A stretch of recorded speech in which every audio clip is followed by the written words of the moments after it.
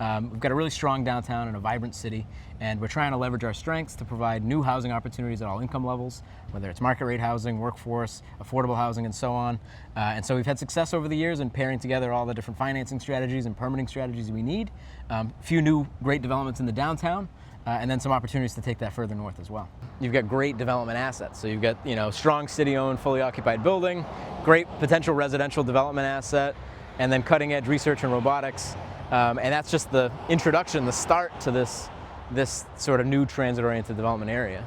You were saying that you have redone some of the zoning in New Bedford.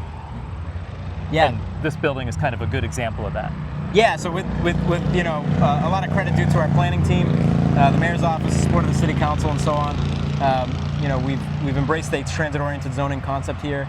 So it's basically an MBTA communities compliant district.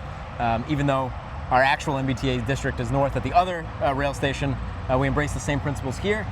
So in the process, reduced parking minimums down quite a bit. We've also allowed for taller buildings by right, buildings that are closer to the street by right, different setbacks and so on to make development a little bit easier. Our path in New Bedford, we believe, right, we can make these things work for most projects, but it might require a variance or some process with us, which, like I said, we try to make easy. However, if you want to do things by right, there's a lot more that you're allowed to do in this transit-oriented zone by right, and we expect a lot of development interest to take root just here, and hopefully looks as good as this building.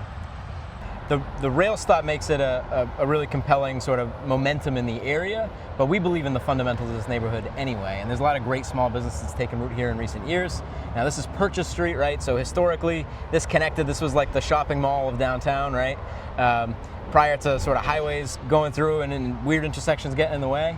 But you still see some really thriving small businesses here, like the Dipper, right, which is home to the best South Shore bar pizza in Massachusetts, right here on Purchase Street.